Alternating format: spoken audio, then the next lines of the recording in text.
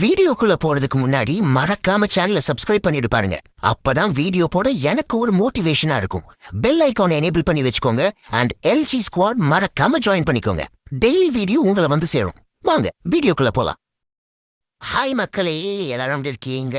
இன்னைக்கு நான் உங்களுக்காக 2026ல இப்போ புதுசா ரிலீஸ் ஆன ஃபேசஸ் அப்படின்னு சொல்லிட்டு ஒரு மலையாள படம் கொண்டு வந்திருக்கேன். இந்த படத்துல நம்ம ஹீரோயினுக்கு ஒரு வித்தியாசமான ப்ராப்ளம் இருக்கும். நம்ம ஹீரோயின் ஒரு ஆக்சிடென்ட்டுக்கு அப்புறமா 4 நாள் கோமால இருந்து கண்ணை முடிச்சு பார்த்தா கூடவே லிவிங் டுகெதரா வாழ்ந்துட்டு இருந்த காதலன் காணாம போயிட்டு இருப்பான். அது மட்டும் இல்லாம நம்ம ஹீரோயின் எந்த ஆண்களை பார்த்தாலும் அந்த காதலனை பாக்குற மாதிரி ஹீரோயினுக்கு தெரியுது. ஏன் இப்படி தெரியுது? இதுக்கப்புறமா ஹீரோயினுடைய வாழ்க்கையில நம்ம நினைச்சே பார்க்க முடியாத பயங்கரமான மாற்றங்கள், நமக்கு ஒரு பங்கமான ட்விஸ்ட் கொடுப்பாங்க பாருங்க.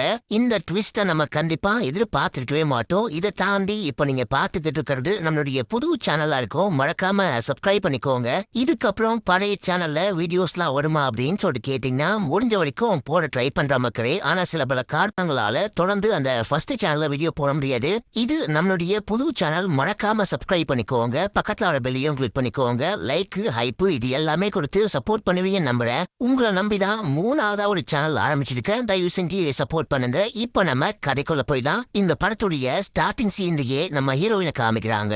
நம்ம ஹீரோயின் நைட் டைம்ல போன்ல டார்ச் லைட் ஆன் பண்ணிட்டு எதையோ தேடிட்டே போறாங்க. ஒரு போன் வைப்ரேட் ஆகிற மாதிரி சவுண்ட் மட்டும் கேக்குது. அந்த போனை இந்த பொண்ணு லைட் அடிச்சுட்டே தேடிட்டே போயிட்டு பார்க்கும்போது ஒரு இடத்துல ஒரு ஓரமா அந்த போன் இருக்கு. அந்த போனை எடுக்கலாம்னு பார்க்கும்போது அப்போ திடீர்னு சிலிண்டர் வெடிக்குது. அந்த ஃபயர் ஆக்சிடென்ட்ல இந்த பொண்ணுக்கு தலையில பயங்கரமா காயம்பட்டு 4 நாள் இந்த பொண்ணு கோமாக்கு போயிட்டா மக்களே. அக்கம் பக்கத்தை சேர்ந்தவா தூக்கிட்டு போயிட்டு ஹாஸ்பிட்டல்ல அட்மிட் பண்றாங்க. 4 நாளைக்கு அப்புறமா தான் இந்த பொண்ணு செமையா காயம்லாம் பட்டு தலையில கட்டலாம் போட்டு வச்சிருக்காங்க. கண்ண முடிக்கிறா. டாக்டர் பக்கத்துல இருக்காங்க. எனக்கு என்ன ஆச்சு, நான் எங்க இருக்கேன் அப்படின்னு சொல்லிட்டு கேட்கும் போது இந்த மாதிரி ஒரு ஃபயர் ஆக்சிடென்ட், சிலிண்டர் வெடிச்சு நீ பயங்கரமா காயம்பட்ட, ஒரு 4 நாளா கோமால இருந்த, இப்பதான் கண்ண முடிச்சிருக்க, இப்போ உனக்கு எல்லாமே ஓகேவா, நான் பேசிட்ட சவுண்ட்லாம் கேக்குதா, கண்ணுலாம் நல்லாவே தெரியுதா, நல்லா மூச்சை இழுத்து விட முடியுதா அப்படின்னு சொல்லிட்டு எல்லா டெஸ்டும் பண்ணிட்டு இருக்கும் போது அங்க ஒரு டாக்டர் வராரு. மைக்கேல் நீ எங்க போன அப்படின்னு சொல்லிட்டு அந்த டாக்டருடைய கையை பிடிச்சி இழுக்கும் போது அவரு மைக்கேல் கிடையாது, இங்க ஒர்க் பண்ற டாக்டர்மா. அவர் கையோடு அந்த டாக்டருடைய பேரு டேனியல் அப்படின்னு சொல்லும் போது இல்ல எனக்கு நல்லாவே தெரியும் இவரு மைக்கேல் தான். மைக்கேல் ஏன் இப்படி பண்ற, என்ன கலாய்க்காத, விளையாடாத அப்படின்னும் போது அவரு நீ ரிலாக்ஸா படுமா, நான் வந்துடுறேன் அப்படின்னு சொல்லிட்டு உத்தா போதுண்டா சாமி அப்படின்னு சொல்லிட்டு அங்க இருந்து ஓடியே போயிட்டாரு. டாக்டர் வேறால்தான். ஆனா ஹீரோயின் பார்க்கும் போது அவங்க கண்ணுக்கு மட்டும் மைக்கேல் மாதிரி தெரியுது. இப்ப இந்த பொண்ணு கொஞ்ச நேரம் படுக்க சொல்றாங்க, ரிலாக்ஸ் ஆக சொல்றாங்க. அதுக்கப்புறமா டாக்டர் தன்னுடைய ரூமுக்கு கூட்டிட்டு போயிட்டு உனக்கு அந்த ஃபயர் ஆக்சிடென்ட்ல தலையில காயம்படுறதுனால டெம்பரவரி மெமரி லாஸ் ஏற்பட்டிருக்கு. அதாவது இந்த ஆக்சிடென்ட்டுக்கு முன்னாடி நடந்த சில விஷயங்களை நீ மறந்து போயிருக்க வாய்ப்பு இருக்கு. அதனாலதான் சில விஷயங்களை நீ போட்டு கன்ஃபியூஸ் பண்ணிக்கிற. சரி, நீ வந்துட்டு வேற ஊரை சேர்ந்த பொண்ணு இந்த ஊருக்கு வந்து ஒர்க் பண்ணிட்டு இருக்க அப்படின்னு சொல்ற.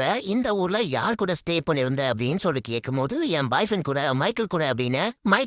மைக்கேல் எங்க போனாரு, உன்னை வந்து பார்க்கவே இல்லையே அப்படின்னும் போது ஏன் பார்க்கவே இல்லை, நான் ஹாஸ்பிட்டல் இருக்கும் போது அந்த டாக்டர் கோட்லாம் போட்டுட்டு வந்து என்ன கலாச்சாரி அவர் தான் மைக்கேல் அப்படின்னா. ஏமா நான் சொல்றல அவரு மைக்கேல் கிடையாது, டேனியல், இங்க ஒர்க் பண்ணக்கூடிய டாக்டர், நீ மயக்கத்துல ஏதாவது இமேஜின் பண்ணிருப்ப அப்படின்னு சொல்லிட்டு பேசிட்டு இருக்கும் போது இங்க ஒரு வார்ட் பாய் வரான். அவரு டாக்டர் கிட்ட எது கொடுக்கலாம் அப்படின்னு சொல்லிட்டு வரும்போது அவர் பார்க்கும் போதும் அவருடைய முகமே ஹீரோயினுக்கு அந்த மைக்கேலுடைய ஃபேஸ் மாதிரியே தெரியுது. மைக்கேல் நீ இங்க என்ன பண்ணிட்டு இருக்க அப்படின்னு சொல்லிட்டு கேட்கும் போது டாக்டருக்கு ஒண்ணுமே புரியல. வெளியே இன்னொரு வார்ட் பாய் இருப்பாரு, அவரையும் உள்ளுக்குள்ள கூப்பிட்டா அவருடைய ஃபேஸுமே ஹீரோயினுக்கு இந்த மைக்கேலுடைய ஃபேஸ் மாதிரியே தெரியுது. இப்போ இந்த 2 பேர்ல யாரு மைக்கேல்னு சொல்லு அப்படின்னு சொல்லிட்டு கேட்கும் போது அது எனக்கே புரியல. 2 ஆண்களுடைய ஃபேஸ பார்க்கும் போதுமே எனக்கு மைக்கேலுடைய ஃபேஸ் மாதிரி தான் தெரியுது. எனக்கு ஒண்ணுமே புரியல அப்படின்னு சொல்லிட்டு மண்டைய போட்டு குழப்பிக்கிறாங்க. தலையெல்லாம் அப்படியே செமையா வலிக்குது. தலையை பிடிக்கும் போது ஏமா கொஞ்சம் அமைதியாரு, அவங்க மைக்கேல்லாம் கிடையாது, இங்க ஒர்க் பண்ற வார்ட் பாய் தான், இன்னொரு டெஸ்ட் இருக்கு, அந்த டெஸ்டையும் எடுத்து பார்க்கலாம் அப்படின்னு சொல்லிட்டு மண்டையில ஏதோ சில கருவிகள் எல்லாம் மாட்டி பயங்கரமான டெஸ்ட்லாம் எடுக்கிறாங்க. அதுக்கப்புறம் ஹீரோயினுடைய அம்மாவையும் உட்கார வச்சு டாக்டர் பேச ஆரம்பிக்கிறாங்க. இந்த ஆக்சிடென்ட்ல இந்த பொண்ணும் பயங்கரமா மன ரீதியா பாதிக்கப்பட்டு அந்த தலையிலையும் காயமிட்டதுனால இந்த பொண்ணுக்கு ஃபேஸ் பிளைட்னஸ் வந்திருக்கு. அதாவது இந்த பொண்ணு ஆண்களுடைய முகத்தை பார்க்கும் போது மட்டும் அந்த மைக்கேலுடைய ஃபேஸ பாக்குறா அப்படின்னு. டாக்டர் அது எப்படி சாத்தியம், எனக்கு ஃபேஸ் பிளைட்னஸ் அப்படின்னா எல்லாருடைய ஃபேஸுமே மேபி வந்துட்டு இந்த மைக்கேலுடைய ஃபேஸா தெரிஞ்சா பரவாயில்ல, அது எப்படி ஆண்களுடைய ஃபேஸ் போட தெரியும்? கிடையவே கிடையாது. மைக்கேல் ஹாஸ்பிட்டலுக்கு வந்திருக்கான், என்ன பிராங்க் பண்ண பாக்குறான், என்ன விளையாட பாக்குறான் அப்படின்னும் போது ஏமா சொன்னா கேளுமா, ஆக்சுவலா நீ இங்க வந்ததுக்கு அப்புறமா கண்ணை முடிச்சதுக்கு அப்புறமா பெண்களை பார்த்து நீ எந்த ரியாக்ஷனும் பண்ணவே இல்லை. ஆனா நீ இந்த ஹாஸ்பிட்டல்ல கண்ணை முடிச்சதுக்கு அப்புறமா வேற ஆண்களை பாத்தியா மைக்கேலை தவிர? நீயே நல்லா யோசிச்சு பாரு அப்படின்னும் போது ஹீரோயின் யோசிச்சு பார்க்கும்போது ஆமால மைக்கேலுடைய ஃபேஸை தவிர நம்ம வேற யார் ஃபேஸையும் பார்க்கவே இல்லை அப்படின்னு சொல்லிட்டு யோசிக்கிறாங்க.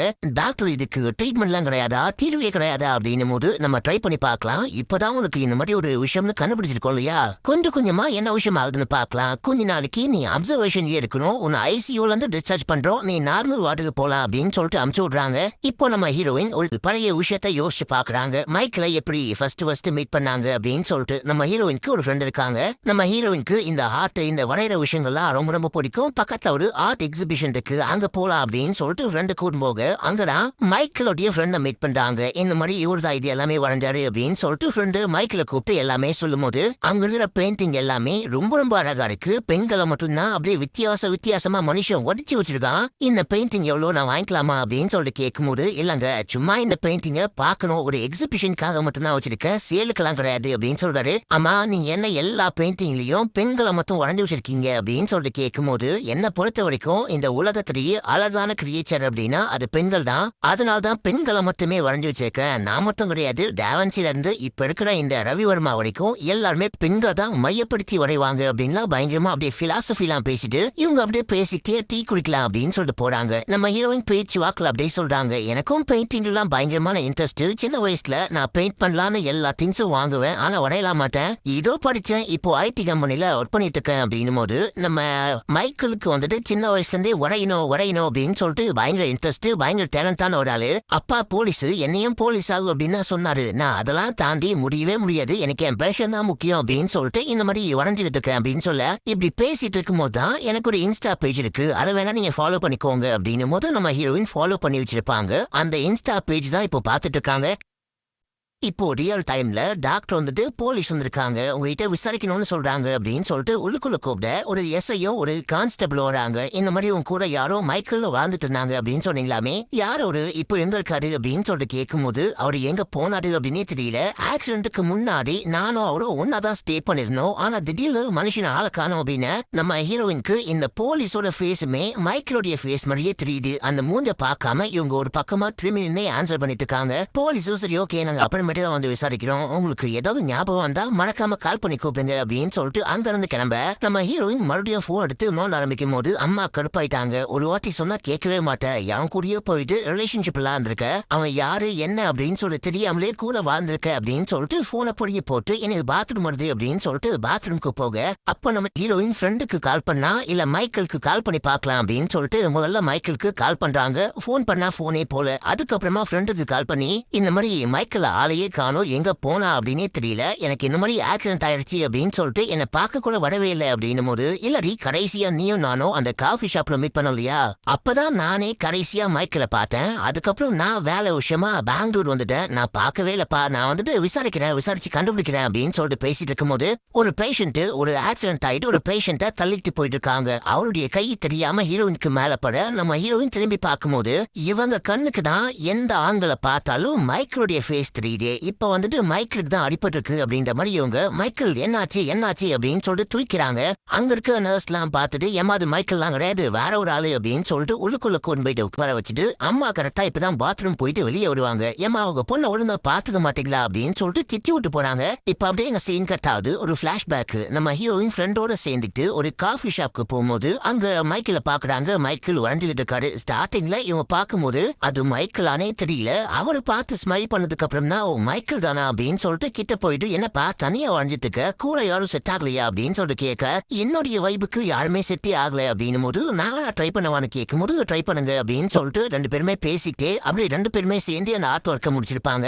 இதை ஹீரோயின் யோசிச்சு பார்த்துட்டு இருக்காங்க. இதே டைம்ல ஹீரோயினை பாக்குறதுக்கு ஒரு ஃப்ரெண்டு வராங்க. கூட வேலை பாக்குற பொண்ணு வந்த பொண்ணு எப்படி இருக்க இது இருக்க அப்படின்லாம் நல்லா விசாரிச்சுட்டு இருக்கும் போது நான் நல்லா இருக்கேன் ஓகே தான், இந்த மாதிரி ஃபேஸ் பிளைண்ட்னஸ் வந்திருக்கு அப்படின்லாம் சொல்லும் போது சரி எல்லாமே ஓகேனா எப்ப நீ வேலைக்கு வர அப்படின்னு சொல்லி கேட்டா இப்படி வேலைக்கு வர முடியாது, கொஞ்ச நாளைக்கு நான் வீட்டுல போயிட்டு ரெஸ்ட் எடுக்க போறேன், அப்பா வந்துட்டு வீட்டுக்கு வர சொல்லிட்டாரு, ரெஸ்ட் எடுத்துட்டு அப்புறமே தான் வருவேன் அப்படின்னு இப்படி அவங்க பேசிட்டே இருக்கும் போது அம்மா வந்துட்டு நான் ஏதோ வாங்கிட்டு வரேன் அப்படின்னு சொல்லிட்டு வெளியே போயிட்டாங்க. அப்போ ஃப்ரெண்டுக்கார கேக்குறா, மைக்கேல் உன்னை ஏதாவது பண்ணானா, உன்னை ஏதாவது அட்டாக் பண்ணானா அப்படின்னு சொல்லி கேட்கும் போது, என்னடி திடீர்னு என்ன மாதிரி கேக்குற, நான் ஏதாவது உனக்கு கால் பண்ணி சொன்னா, எனக்கு முன்னாடி என்ன விஷயம் ஆச்சு அப்படின்னு சொல்லிட்டு ஞாபகமே இல்ல, மைக்கேல் அட்டாக் பண்ணா இல்ல இந்த மாதிரி பண்ணா அந்த மாதிரி பண்ணா ஏதாவது சொன்னா அப்படின்னு சொல்லி கேட்கும் போது, நீ அந்த மாதிரி எதுவுமே சொல்லவே இல்ல, திடீர்னு சடனா இந்த மாதிரி லிவிங் ரிலேஷன்ஷிப் குள்ள வரவங்க, திடீர்னு லவ் ஓகே பண்றவங்க, சஸ்பீஷியஸா பிஹேவ் பண்றவங்க எல்லாரும் வேலை முடிஞ்சவனே கழட்டி விட்டு போயிடுவாங்க, அப்படி இல்லனா இந்த மாதிரி ஏதாவது ஆக்சிடென்ட் மாதிரியோ கோல மாதிரியோ செட் பண்ணிட்டு போயிடுவாங்க. அதனால தான் கேக்குறேன், ஒருவேளை அவன் பண்ணிருப்பானோ அப்படின்னு சொல்லிட்டு டவுட்ல கேக்குறேன். நல்ல வேலை உனக்கு ஒண்ணுமே ஆகல, கண்ணுக்கோ மூஞ்சிக்கோ எதுவுமே ஆகல, நீ சேஃபா இருக்க,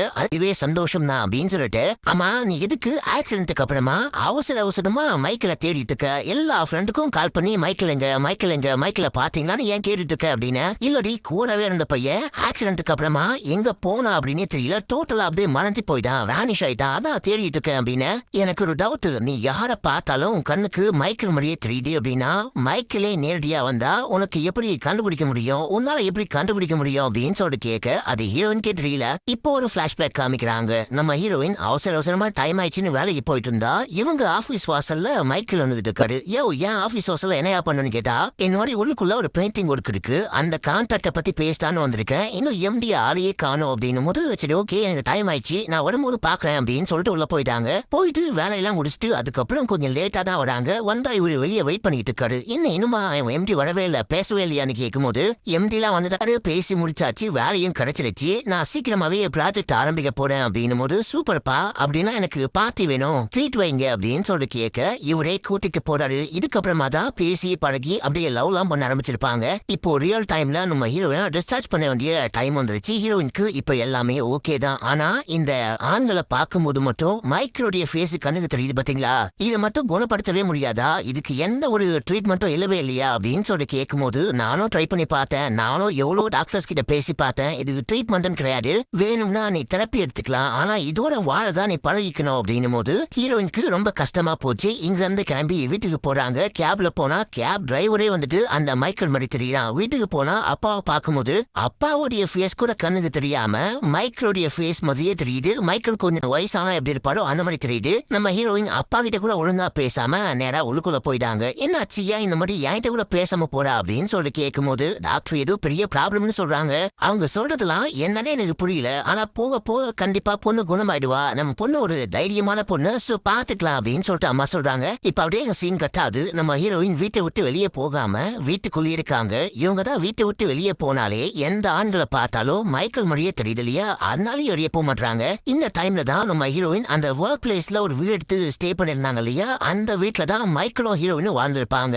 இப்ப அந்த வீட்டோடைய ஹவுஸ் ஓனர் வந்திருக்காங்க. வந்தவங்க எப்படிமா இருக்க, எல்லாமே ஓகேவா அப்படின்னு சொல்லி கேட்கும் போது, இந்த மாதிரி ஃபயர் ஆக்சிடென்ட்னால அந்த வீடு முழுக்க கறிக்கறியா இருக்கும், உங்களுக்கு தான் ரொம்ப கஷ்டம் அப்படின்னு சொல்லிட்டு ஃபீல் பண்ண, அதெல்லாம் ஒன்னும் கஷ்டமே கிடையாது, பெயிண்ட் அடிச்சா எல்லாமே சரியாயிடும், நீ கவலையே படாத, நீ எப்ப திரும்ப வரப்போற அப்படின்னு சொல்லி கேட்க, கொஞ்ச நாளைக்கு நான் இங்கேயே ரெஸ்ட் எடுக்கலான் இருக்கேன், அப்பா இங்கேயே ரெஸ்ட் எடுத்துட்டு போ அப்படின்னு சொன்னாரு. சரி ஓகே, நான் வந்ததுக்கு அப்புறமா மைக்கேல் அங்க வந்தாரா, மைக்கேல பாத்தீங்களா அப்படின்னும் போது, இல்லையம்மா மைக்கேல் தம்பி அந்த பக்கம் வரவே இல்லையே, நானே அவரை பார்த்து கொஞ்ச நாள் ஆயிப்போச்சு அப்படின்னும் போது, சரி ஓகேமா நீ உடம்பு பாத்துக்கோ அப்படின்னு சொல்லிட்டு அவங்க கிளம்பிட்டாங்க.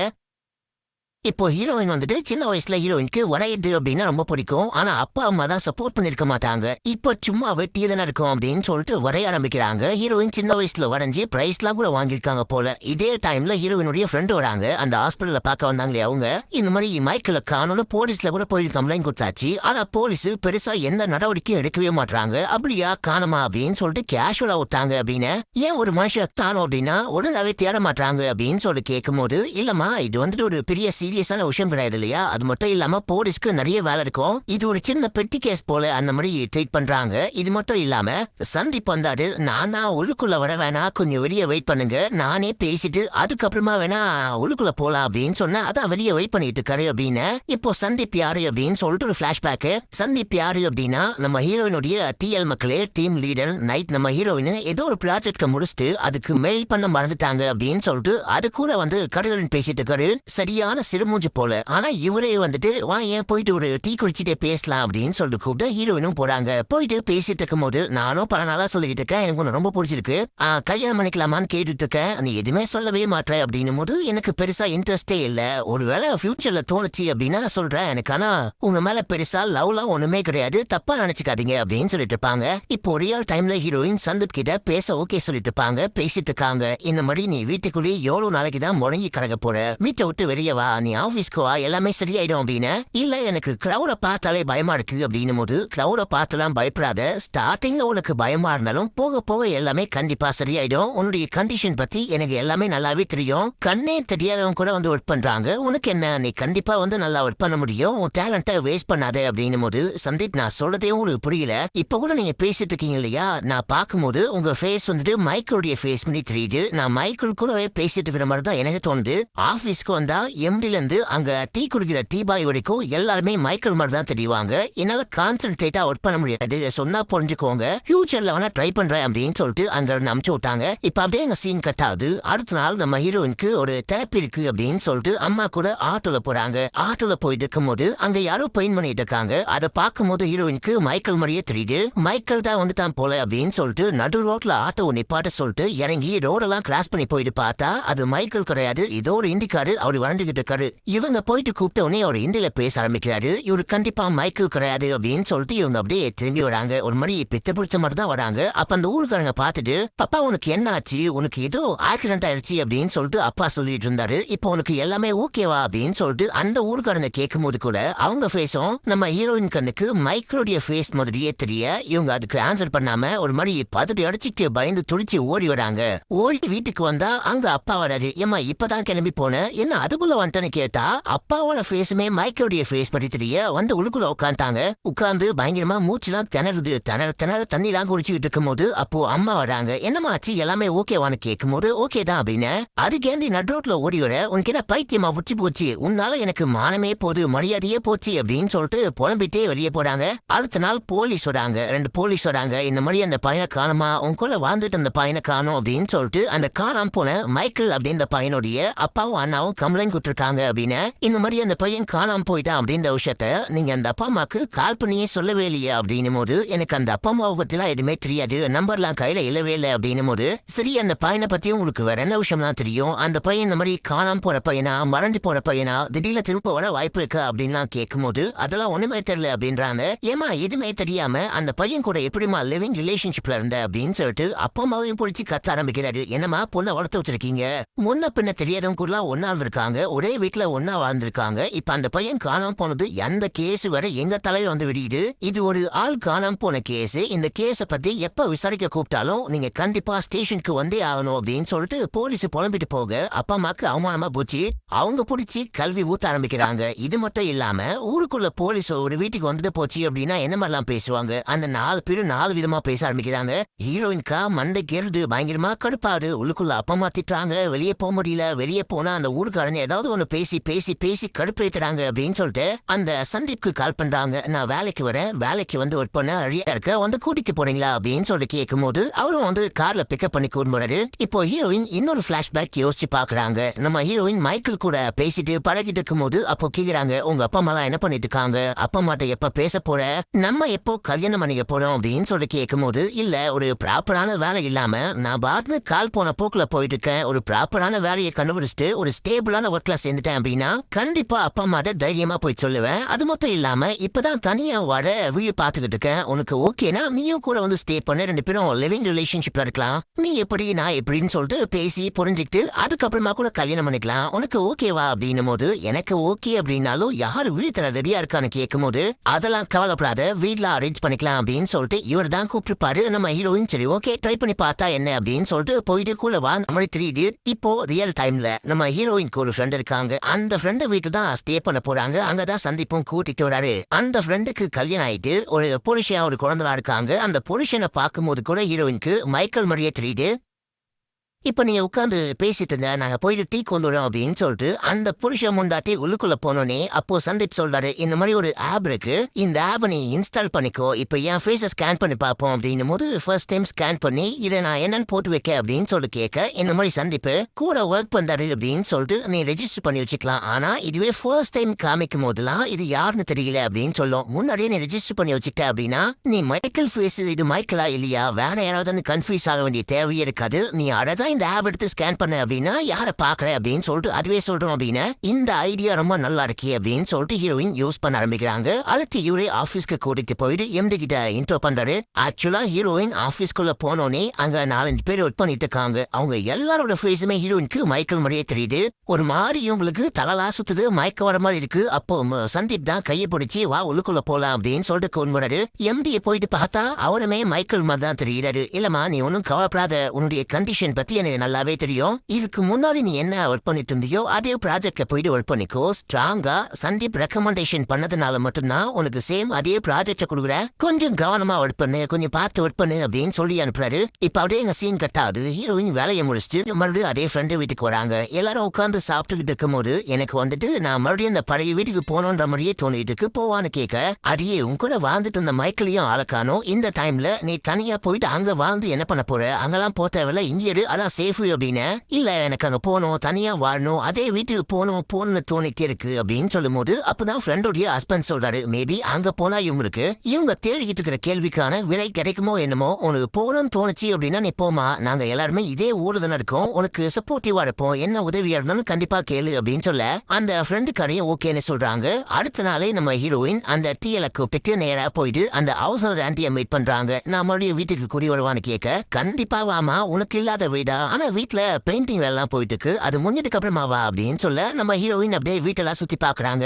பெயிண்டிங் வேலை எப்படி போகுதுன்னு பாக்க இதுக்கு முன்னாடி மைக்கேல் கூட வந்த விஷயம் அப்படின்னு சொல்லிட்டு எல்லாமே உங்களுக்கு பிளாஷா ஞாபகம் வந்துட்டு போகுது அப்படியே உட்காந்துட்டு இருப்பாங்க உட்காந்து யோசிச்சுட்டு இருக்கும் போது பெயிண்ட் அடிக்கும் போது மேல அந்த பெயிண்டிங் தான் இருக்கும் அது எல்லாமே தள்ளி விட அது கீழே வந்து உடையுது பாத்தீங்களா ஒரு மாதிரி சவுண்டு கேட்கும் அந்த சவுண்டு கேட்கும் போது அந்த விஷயமா ஹீரோயின் பார்க்கும் போது இவங்களுக்கு வேற என்னமோ சில விஷயம்லாம் அப்படியே பிளாஷ் ஆயிட்டு போகுது அது என்ன நமக்கு தெளிவா காமிக்கல ஒரு மாதிரி இவங்க கத்திட்டாங்க இப்ப அந்த அவசர ஆண்டி மத்தவங்க ஓடி வந்தவங்க என்னாச்சு அப்படின்னு சொல்லிட்டு கேட்கும் போது ஒண்ணும் இல்ல இது கனவு மாதிரி கண்ட இது விஷுவல் மாதிரி வந்துருச்சு அப்படின்னு சொல்றாங்க இப்ப அப்படியே எங்க சீன் கட்டாது சந்தீப் தான் நம்ம ஹீரோயின் அந்த வீட்டுலாம் காலி பண்ணிட்டு இவங்க திங்ஸ் எல்லாம் கொண்டுட்டு அந்த வீட்டுக்கு கூட்டிட்டு போலாம் அப்படின்னு சொல்லி கூட்டிட்டு போகும்போது அவங்க பாட்னு போயிட்டு காருக்குள்ள ஏறி உட்காடுறாங்க என்னமா நான் சொன்ன ஆப் நீ யூஸ் பண்ணதே கிடையாதா நீ பாட்னு என்ன நம்பி வந்து காருக்குள்ள ஏறி உட்கார அப்படின்னு போது இல்ல நீ சந்தீப்னு எனக்கு நல்லாவே தெரியுது உன்னுடைய மேனரிசம் எல்லாம் பார்க்கும்போது நீ தான் எனக்கு நல்லாவே அடையாளம் தெரியுது அப்படின்னு சொல்ல சரின்னு சொல்லிட்டு அவனும் கூட்டிட்டு போயிட்டு டாப் பண்றான் அதுக்கப்புறம் இவனே ஆபீஸ்க்கு கூட்டிட்டு போறான் டெய்லி கூட்டு வந்து டாப் பண்ணிட்டு போறான் இப்படிதான் ஒரு நாள் ஆபீஸ்க்கு கூட்டிட்டு போயிட்டு வந்து இறக்கி வரும்போது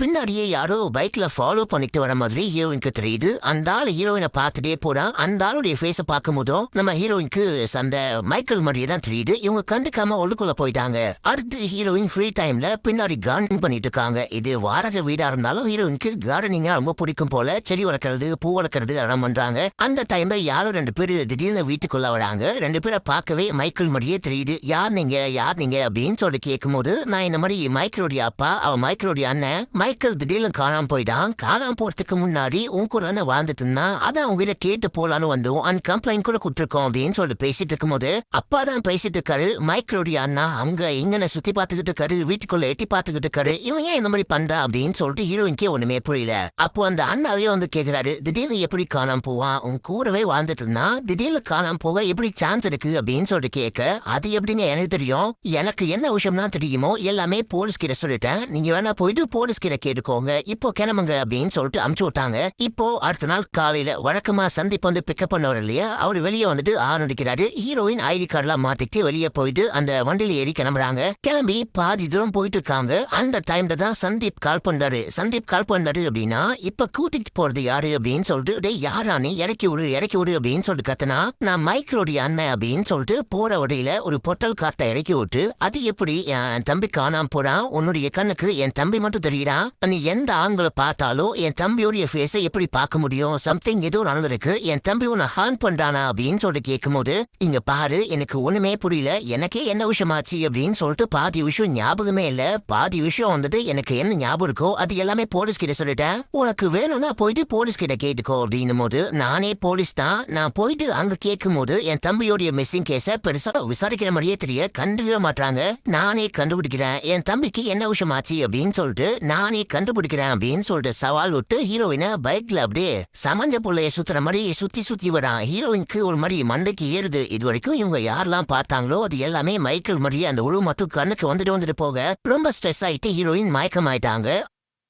மயக்கம் தெளிஞ்சு கண்ணை முடிச்சு பார்க்கும்போது இவங்க ஹாஸ்பிட்டல் இருக்காங்க. கண்ணை முடிச்சு பார்த்தா டாக்டர் தான் இந்த மாதிரி நீ மயக்கம் ஆயிட்டேன்னு யாரோ குழந்தை சேர்த்து விட்டு போனாங்க. உன்னுடைய ஐடி கார்டு கம்பெனி ஐடி கார்டை பார்த்துட்டு கம்பெனிக்கு கால் பண்ணி சொல்லிட்டோம். கவலைப்படாத உன்னை பார்க்க ஆள் வந்துட்டு இருக்காங்க அப்படின்னும் போது அப்போ கரெக்டா சந்தீப் உள்ளுக்குள்ள வராரு. நித்யா நான் தான் சந்தீப் அப்படின்னும் போது இப்ப இவங்களால நம்பவே முடியல. ஒரு மாதிரி பயந்து போறாங்க. இல்ல என்னை யாருக்கூட அனுப்பாதீங்க எனக்கு ஒரே பயமா இருக்கு அப்படின்னும் போது டாக்டரும் நீ வெளியே போயிட்டு வெயிட் பண்ணப்பா நான் என்ன விஷயம்னு பாக்குறேன் அப்படின்னு சொல்லிட்டு சமாதானமா பேசிட்டு இருக்காங்க. இப்ப அப்படியே நமக்கு ஒரு பிளாஷ்பேக் காமிக்கிறாங்க. நம்ம ஹீரோயின் மைக்கேல்குள்ள வாழ்ந்துகிட்டு இருக்கும் போது மைக்கேலுடைய பெயிண்டிங் எல்லாமே வீட்டுல இருக்கும் இல்லையா, அதுல ஒரு பெயிண்டிங்க பார்க்கும்போது இதுக்கு முன்னாடி இந்த பொண்ணை எங்கேயோ பார்த்த மாதிரி இருக்கே அப்படின்னு சொல்லிட்டு யோசிச்சா இதுக்கு முன்னாடி ஒரு காஃபி ஷாப்ல இவரு பெயிண்ட் பண்ணும்போது போய் மேட் பண்ணிருப்பாங்க இல்லையா, அதே காஃபி ஷாப்குள்ள ஹீரோயின் போகும்போது வெளியே இந்த பொண்ணு போயிருப்பா.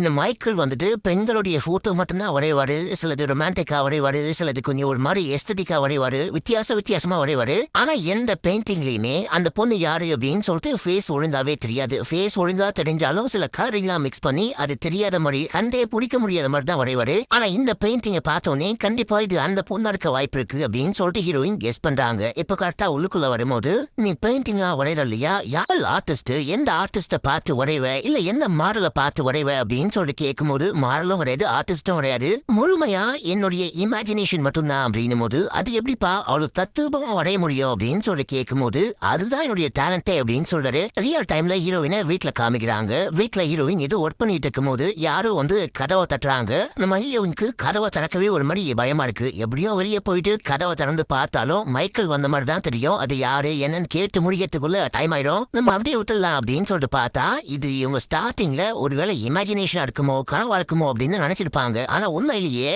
யாரோ வந்து கதவை தட்டுறாங்க, கதவையே உடைக்க ட்ரை பண்றாங்க, ஏதோ தூக்கி போட்டுலாம் உடைக்கிறாங்க. நைட்டு முழுக்க ஹீரோயின் தூங்காம கொட்ட முடிச்சிருக்காங்க. காலைல விழிஞ்சவனே கதவை திறந்து வெளியே பார்த்தா உண்மையிலேயே யாரும் கதவை உடைக்க ட்ரை பண்ணிருக்காங்க. அங்க இருக்க பூத்தொட்டி எல்லாம் கீழே உணர்ந்து போயிருக்கு. இதையெல்லாம் பார்த்தவங்க அப்படியே உள்ளுக்குள்ள வந்துட்டு இதை ஒர்க் பண்ண ஆரம்பிக்கிறாங்க. இந்த டைம்ல அந்த டீம் லீடர் கால் பண்றாரு. கால் பண்ணும்போது ஹீரோயின் போனே எடுக்க மாட்டாங்க. ஹாஸ்பிட்டலுக்கு வரும்போது பயந்துட்டு பேசாம அப்படியே அமுச்சு விட்டாங்க இல்லையா, அதனால பேசவே அவங்களுக்கு ஒரு மாதிரி இருக்கு. இவங்க எடுக்கலன்னா அவரும் விட மாட்டாரு. விடாம கால் பண்ணி பாக்குறாரு. அதுக்கப்புறம் கிளம்பி நேரா வீட்டுக்கே வந்து கதவை தட்ட நம்ம ஹீரோயினுக்கு ஃபேஸ பார்த்தோன்னே மைக்கேல் ஃபேஸ் மாதிரி தான் தெரியுது. உடனே அந்த ஆப்பை யூஸ் பண்ணி பார்க்கும்போது சந்தீப்னு வருது. இப்பதான் பேச ஆரம்பிக்கிறாங்க. இப்பதான் ஆக்சுவலா உங்களுக்கு உயிரே வந்திருக்கும். ஆக்சுவலா அன்னைக்கு நீ தான் வந்திருக்கன்னு நினைச்சு அந்த வண்டியில ஏறி போயிட்டேன். அந்த ஆளு சும்மா இருக்காம என்ன கேள்வி மேல கேள்வி கேட்டு வண்டியால என்ன ஒரு ரவுண்டு போட்டு அதுக்கப்புறமா அது கிளம்பி போயிட்டான் போல. நான் ஒரு மாதிரி ஸ்ட்ரெஸ் ஆயிட்டு மயக்கம் ஆயிட்டேன். நீ வரும்போது கூட அதான் பயந்து போயிட்டு உன் கூட வரவே இல்லை, என்ன மன்னிச்சுக்கோ சாரி அப்படின்னும் போது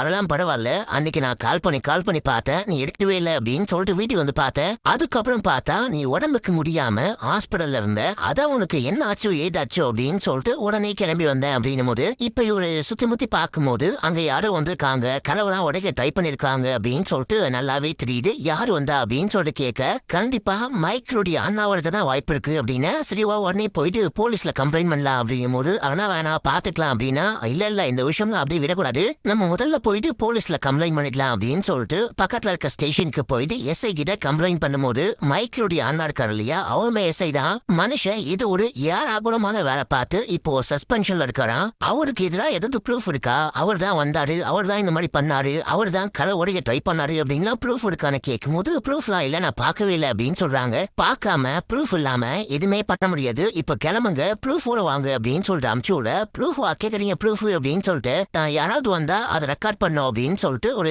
கேமரா ஃபிக்ஸ் பண்றாங்க. மரத்துக்கு மேல யாருக்கும் தெரியாம கரெக்டா இந்த வீட்டு வாசல போக்கஸ் பண்ற மாதிரி ஒரு கேமரா ஃபிக்ஸ் பண்றாங்க. இப்ப அப்படியே நீ நைட்டு காமிக்கிறாங்க, யாரோ வராங்க, கதவை தட்டுறாங்க, உள்ளுக்குள்ள போக கூட ட்ரை பண்றாங்க. யாருன்னு பார்த்தா மைக்கேல் தான். நம்ம ஹீரோனுடைய கணக்கு தான் மைக்கேல் மாதிரி தெரியுது அப்படின்னு சொல்லிட்டு பார்த்தா உண்மையிலேயே வந்து மைக்கேல் தான். சந்திப்பும் பார்த்துட்டு சொல்றாரு நேரா போலீஸ் ஸ்டேஷனுக்கு போயிட்டு இந்த மாதிரி மைக்கேல் தான் வீட்டை உடைக்க ட்ரை பண்றாரு, உள்ளுக்குள்ள வர ட்ரை பண்றாரு அப்படின்னு சொல்லிட்டு காட்ட ஏமா இவன் கூட தான் நீ லிவிங் ரிலேஷன்ஷிப்ல இருந்த அப்படின்னு சொல்ற, இவன் எதுக்கு வந்து கதவை உடைக்க ட்ரை பண்றான், உள்ளுக்குள்ள வர ட்ரை பண்றான் அப்படின்னு சொல்லிட்டு கேட்கும் போது அது எனக்கே தெரியல, அதை நீங்க தான் கண்டுபிடிக்கணும் அப்படின்னு அப்படின்னு சொல்லிட்டு நம்ம ஹீரோயின் சந்திப்போட அங்க இருந்து கிளம்பிட்டாங்க. கிளம்பி வீட்டுக்கு வந்தா கதவு லாக் பண்ணப்படாம ஓப்பன்ல இருக்கு. நான் கதவை லாக் பண்ணிட்டு வந்தேன். பார்த்தா கதவு திறந்திருக்கே அப்படின்னும் போது ஒருவேளை காத்துல திறந்திருக்குமா இருக்கும் அப்படின்னு சொல்லிட்டு பேசிட்டே இருக்கும் போது அங்க மைக்கேல் வராரு. வந்தவரு ஓடி வந்து ஹக் பண்றாரு. அன்னைக்கு உனக்கும் எனக்கும் சின்ன வாக்குவாதம். நான் ஒரு ட்ரிப் மாதிரி போனேன். அதுல போன் உடஞ்சி போச்சு.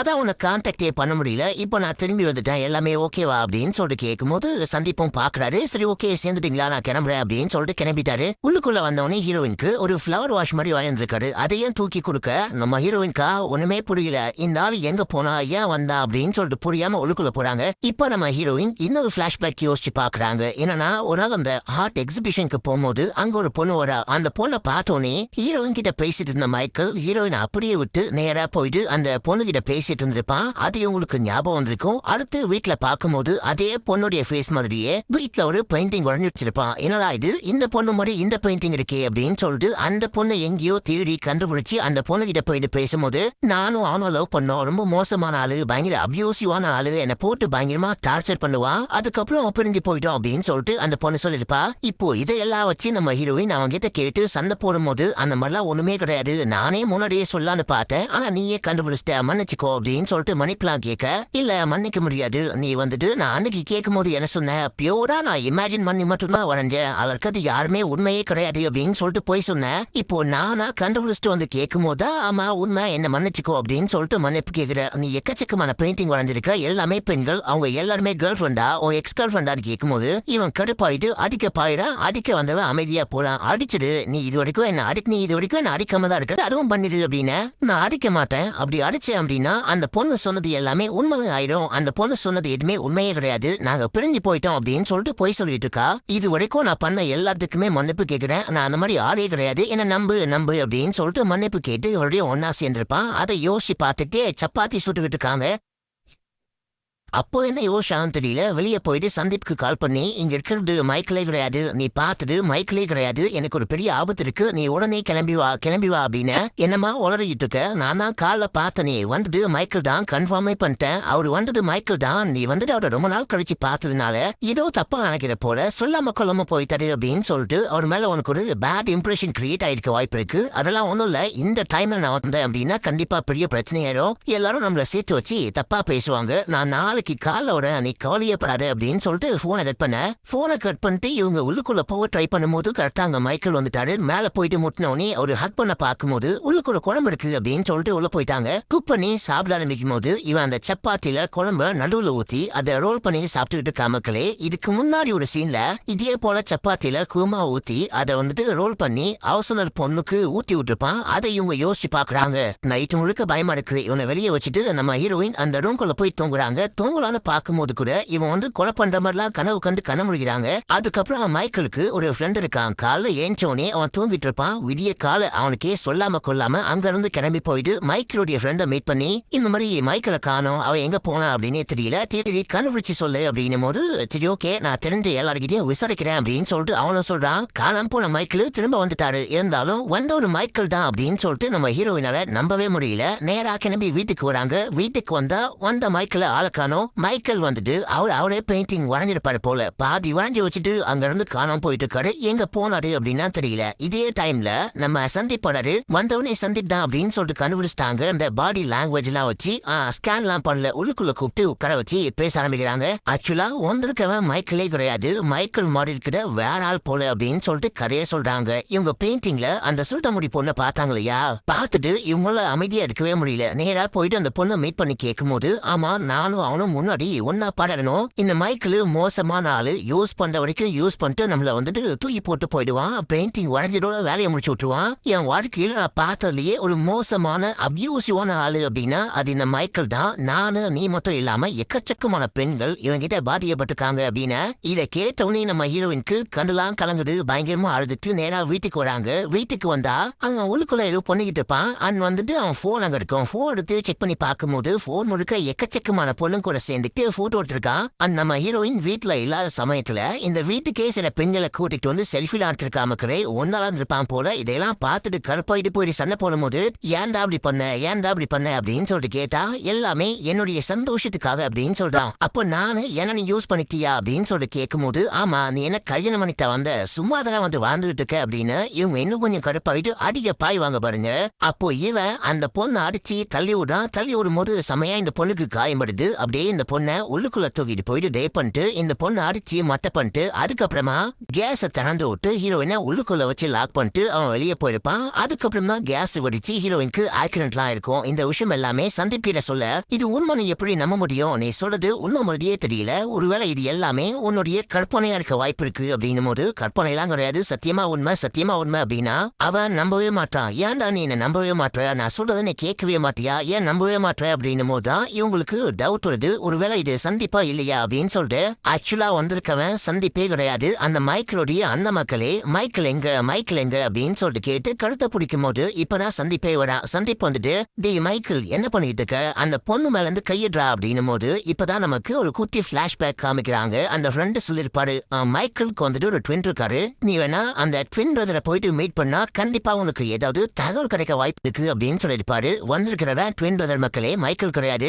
இப்ப இந்த பையன் வந்து தடுக்க ட்ரை பண்ணும்போது இந்த மைக்கிளுடைய அண்ணன் நம்ம ஹீரோயின் அடிச்சு தள்ளி விட்டோன்னு இவங்களுக்கு செமையா காயமிடுது. இவங்க அப்படியே தவழ்ந்துட்டே போறாங்க. இதுக்கு நடுவுல சந்திப்பும் அந்த மைக்கிளுடைய அண்ணாவும் செமையா சண்டை போடுறாங்க. அப்ப நம்ம ஹீரோயின் அந்த ஃபிளவர் வாஷை தூக்கிட்டு உள்ளுக்குள்ள போயிட்டு மைக்கிளுடைய அண்ணா அடிக்கலான்னு பார்த்தா ரெண்டு பேருமே கண்ணுக்கு ஹீரோயினுக்கு மைக்கிள் மாதிரியே தெரியுறாங்க. யாரு அப்படின்னு சொல்லிட்டு பார்க்கும்போது மைக்கிளுடைய அண்ணன் நாங்க உட்காந்துட்டு இருக்கான். அவன் வந்த வெளியில ஹீரோயின் அடிச்சு மத்த பண்ணிட்டு மேல ஏறி உட்காந்து ஹீரோயினி கொலை பண்ண பார்க்கும்போது அப்ப அங்க யாரோ வராங்க. வந்தவங்க இந்த ஃபிளவர் வாஷால மைக்கிளுடைய அண்ணாவுடைய மண்டையிலே போடுறாங்க. இப்போ ஒரு பிளாஷ்பேக் காமிக்கிறாங்க. என்ன விஷயம்னா நம்ம ஹீரோயின் வந்து சண்டை போட்டிருப்பாங்க. இவங்கிட்ட சண்டை போடும்போது இவன் பிடிச்சி தள்ளி விடும்போது அங்க பாத்திருப்பாங்க இவன் ஒரு பெயிண்டிங்க வரைஞ்சிட்டு இருந்திருப்பான். அது எந்த பெயிண்டிங் அப்படின்னா இந்த ஹவுஸ் ஓனர் ஆன்டிக்கு ஒரு பொண்ணு இருப்பா, அந்த பொண்ணுடைய பெயிண்டிங்க தான் ஒரு மாதிரி வரைஞ்சிட்டு இருந்திருப்பான். நம்ம ஹீரோயின் உள்ளுக்குள்ள வர முறையை நோட் பண்ணிருப்பாங்க. இந்த ஹவுஸ் ஓனர் ஆன்டியோடைய பொண்ணு வெளியே போயிட்டு இருந்திருப்பா, உடம்புல வந்துட்டு அந்த பெயிண்ட் எல்லாம் போட்டுருக்கோம், வெளியே போயிருப்பா, பெருசா நோட் பண்ணிருக்க மாட்டாங்க. ஆக்சுவலா அந்த பொண்ணையும் நாசம் பண்ணிட்டு அந்த பொண்ணை நிக்க வச்சு பெயிண்டிங் வரைஞ்சிருப்பான் போல. மக்களே குட்டி குழந்தைய கூட விடமாட்டியா அப்படின்னு சொல்லிட்டு கருப்பாவிட்டு பயங்கரமா அடிச்சு அங்க நைஃப் மாதிரி கத்தி மாதிரி எதுவும் இருக்கும் அதை தூக்கி வயிற்றுலயே குத்துறாங்க. குத்துனவனையும் வழி தாங்க முடியாம மறுபடியும் அட்டாக் பண்ண வருவான் பாருங்க. அப்ப விடாம மறுபடியும் ஒரு 4-5 வாட்டி குத்த அவ்வளவுதான் அவன் இறந்தே போயிட்டான். இதுக்கப்புறம் தான் நம்ம ஹீரோயின் இவன் டெட் பாடி இழுத்துட்டு போயிட்டு பின்னாடி பொழிச்சிருப்பாங்க. புதைக்க ஹெல்ப் பண்ணது வேற யாரும் கிடையாது, இந்த ஹவுஸ் ஓனர் ஆன்டி தான். இதுக்கப்புறம் தான் இங்கேயே வந்துட்டு கார்டனிங்லாம் பண்ணி மேல அந்த இதுலாம் போட்டு மத்த யாருமே கண்டுபிடிக்க முடியாத மாதிரி செடியெல்லாம் வளர்த்துருப்பாங்க. இதுக்கு இந்த ஆன்டியும் ஹெல்ப் பண்ணிருப்பாங்க. சோ அதுக்கப்புறமேட்டுக்காரா இந்த மாதிரி அந்த சிலிண்டர் வெடிச்சிருச்சு அப்படின்னு சொல்லிட்டு அந்த செட்டப்லாம் கூட பண்ணி விட்டுருப்பாங்க. இவங்க மேல பழி வரக்கூடாது அப்படின்னு சொல்லிட்டு ரியல் டைம்ல அடி வாங்கிட்டு மைக்கிளுடைய அண்ணன் படுத்திருக்கான். அந்த சந்தீப் வந்துட்டு இது எதுவுமே புரியாம பேபான்னு பாத்துட்டு இருக்க. இதோட இந்த படத்துடைய கதையும் முடிக்கிறாங்க. மேபி இந்த படத்துக்குமே செகண்ட் பார்ட் வர நிறைய வாய்ப்பு இருக்கு மக்களே. இந்த படம் முடியும் போது 2022 மட்டும் 65,000க்கும் மேற்பட்ட 64,000க்கும் மேற்பட்ட இந்த மாதிரி குழந்தைங்களை அபியூஸ் பண்ண கேஸ் ஃபைல் ஆயிருக்கு. இந்த மாதிரி கேஸ் ஃபைல் ஆகாம அசிங்கமா போகுது அப்படின்னு சொல்லிட்டு கம்ப்ளைண்ட் கொடுக்காத கேஸ் இதை விட ரொம்ப அதிகமா இருக்க வாய்ப்பு இருக்கு. சின்ன பசங்களுக்கு இந்த மாதிரி தப்பான விஷயங்களும் நடக்குது பாத்தீங்களா. இது மோஸ்ட்லி பக்கத்து வீட்டுக்காரங்க அக்கத்து வீட்டுக்காரங்க தன்னுடைய குடும்பத்தை சேர்ந்தவங்க சொந்தக்காரங்க அப்படின்னு சொல்லிட்டு ரொம்ப நெருங்கின சொந்தக்காரங்க கூட தான் இந்த பெண்கள்லாம் குழந்தைங்கள்லாம் பாதிக்கப்படுறாங்க அப்படின்னு சொல்லிட்டு ஒரு பயங்கரமான விஷயத்த போட்டு காமிச்சு இந்த படத்துடைய ஸ்டோரியும் முடிக்கிறாங்க. இந்த படம் உங்களுக்கு பிடிச்சதா இல்லையான்னு மறக்காம கீழே கவுண்ட் பண்ணுங்க. முக்கியமா இது புது சேனல், நான் சொன்ன மாதிரி மறக்காம சப்ஸ்கிரைப் பண்ணிக்கோங்க, பக்கத்துல ஒரு பெல்லையும் கிளிக் பண்ணிக்கோங்க. ஓகே மக்களே, பாய். வீடியோ எப்படி இருந்துச்சுன்னு காமெண்ட்ல சொல்லுங்க. மறக்காம உங்க ஃப்ரெண்ட்ஸ் அண்ட் ஃபேமிலிக்கு கண்டிப்பா ஷேர் பண்ணுங்க. லாஸ்டா நம்ம எல்ஜி ஸ்குவாட்ல சப்ஸ்கிரைப் பண்ணி ஜாயின் பண்ணுங்க மக்களே. நெக்ஸ்ட் வீடியோ பார்க்கலாம். பாய்.